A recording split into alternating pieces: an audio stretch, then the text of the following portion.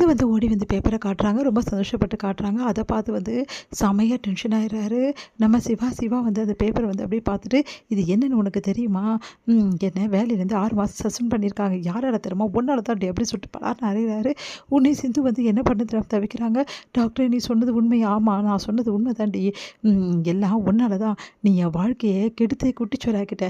இப்போ பார்த்தியா என்ன மாதிரி நடந்திருக்குன்னு சொல்லிட்டு, நீ சொன்ன ஒரு பொய்யால் என் வாழ்க்கையே தடம் மாறி போயிடுச்சு. இதுக்கப்புறம் நான் 6 மாதத்துக்கு டாக்டராக இருக்க முடியாது. அப்புறம் நான் இந்த உயிரை வச்சுட்டு நான் என்ன பண்ண போகிறேன்? உலகத்தில் வாழவே எனக்கு பிடிக்கல. உன்னை பார்க்கவே பிடிக்கல. என்னால் தாங்கிக்கவே முடியல இதெல்லாம். இப்படி என் வாழ்க்கையை நாசம் பண்ணியே.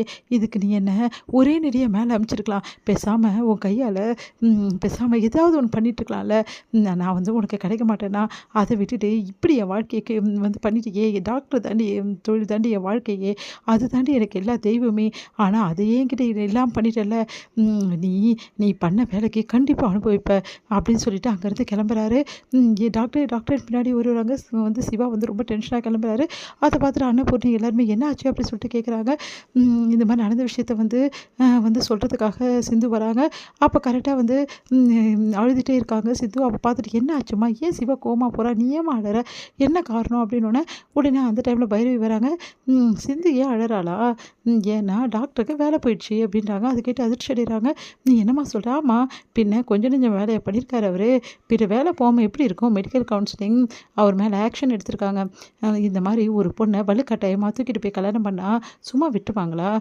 அதுக்கு தான் கரெக்டான ஆக்ஷன் தான் எடுத்திருக்காங்க. இதுக்கப்புறமாவது நம்ம செஞ்சது எவ்வளோ பெரிய மடத்தனம்னு சொல்லிட்டு அவருக்கு தெரிஞ்சால் சரி அப்படின்னு சொல்லிட்டு போகிறாங்க. அதை கேட்டு சிந்து எல்லாருமே அதிர்ச்சி அடைகிறாங்க. இப்படி ஆயிடுச்சு என் புள்ள பாவம். அவன் வாழ்க்கையும் வந்து அது டாக்டர் தொழில் தானே. டாக்டர் தொழில் படிக்கிறதுக்காக அவன் எவ்வளோ கஷ்டப்பட்டான், எப்படியெல்லாம் வந்து மெனக்கட்டான். அதுக்காக நைட்டும் பகலும் படித்து இவ்வளோ பெரிய டாக்டர் ஆகியிருக்கான். இந்த ஊரில் எவ்வளோ உயிர்களை காப்பாற்றிருக்கான். எல்லாரும் அவனை சாமி மாதிரி பார்க்குறாங்க. இன்றைக்கி அவனை கேவலமாக பேசுகிறாங்க. அது மட்டும் கிடையாது, அவன் செஞ்ச ஒரு தப்பால் அவன் வாழ்க்கை இப்படி ஆயிடுச்சேன்னு சொல்லிட்டு அழுறாங்க அன்னபூர்ணி. உன்னை அத்தை, அவர் பண்ணல அத்தை தப்பு. தப்பு பண்ணதெல்லாம் நான் தான் அத்தை. நான் தான் வந்து டாக்டரோட வாழ்க்கை இப்படி ஆக்கிட்டேன். என் மேல் தான் தப்பு அப்படின்னு சொல்லிட்டு சிந்து மனசுலேயே அழுறாங்க.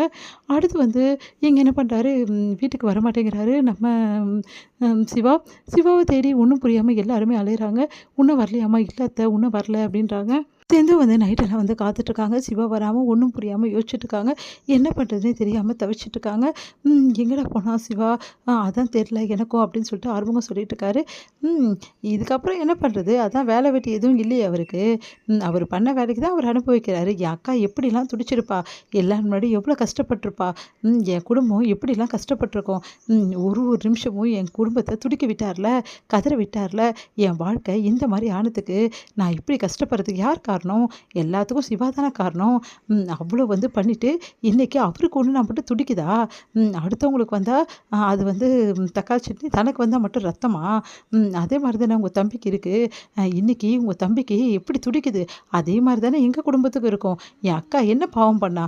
அவளை இப்படி காயப்படுத்தி இப்படி அசிங்கப்படுத்தி வச்சார்ல. அவர் பண்ண இந்த வேலை என் அக்கா வாழ்க்கையை மட்டும் பாதிக்கலை, என் வாழ்க்கையை சேர்த்து பாதிச்சது. இப்போ அவர் வாழ்க்கையை சேர்த்து பாதிக்குது. இப்போ வந்து எனக்கு எவ்வளோ சந்தோஷமாக இருக்குது தெரியுமா? அவர் இதுக்கப்புறம் 6 மாதத்துக்கு டாக்டராக இருக்க முடியாது. அது அவருக்கு அவர் கொடுத்த தண்டனை அப்படின்னு சொல்லிட்டு வந்து பேசிகிட்டு இருக்காங்க நம்ம வந்து பைரவி. அதையெல்லாம் பார்த்துட்டு, பைரவி நீ கொஞ்சம் அமைதியாக இருக்கியா? என்ன வேணாலும் பேசுவியா? பாவம் வந்து சிவா, அவன் மனசு உடைஞ்சு என்ன பண்ணா ஏது பண்ணா எங்கே போனால் ஒன்றுமே தெரியல. ஆனால் அதை பற்றி யோசிக்காமல் நீ பாட்டு வந்து ஒரு விஷயத்துக்கு பேசிகிட்டு இருக்க. என்ன நினச்சிட்டு இருக்கோம் மனசில்? இங்கே பார், என் 1000 தான் இருந்தாலும் அவன் என் தம்பி பற்றி பேசுறதுக்கு உனக்கு எந்த அருகதையும் கிடையாது. உன் வேலை என்னமோ அது போய் பார்த்துட்டு போ அப்படின்னு சொல்லிட்டு டென்ஷன் ஆயிடுறாரு ஆறுமுகம். என்ன, நான் உண்மையை சொன்னால் உங்களுக்குலாம் கசக்குதா? நான் உண்மையை தானே சொன்னேன் அப்படின்னு சிந்துவாங்க வராங்க. பைரவி ப்ளீஸ் பைரவி கொஞ்சம் அமைதியாரு, எதுவாக இருந்தாலும் பார்த்துக்கலாம். இப்போ எதுக்கு இதெல்லாம் பற்றி பேசிகிட்டு இருக்கேன்னொன்னே, நீ அமைதியாரு சொல்லி தான் இவங்கெல்லாம் ஓவராக பண்ணிகிட்ருக்காங்க. என்னமோ இவங்க செஞ்சதெல்லாம் நியாயம் மாதிரி பண்ணிகிட்ருக்காங்க. இவங்க பையனுக்கு ஒன்றுமே தெரியாதா? இவங்க பையன் நல்லவன் நினச்சிட்டு அவ்வளோ பேச்சு பேசுகிறாங்க. அவன் பண்ண பாவத்துக்கு தான் அனுபவிக்கிறாரு அப்படின்னு அதிர்ச்சி அடைகிறாங்க சிந்து. உன்னை பைரவி நிறுத்துறியா அப்படின்றாங்க.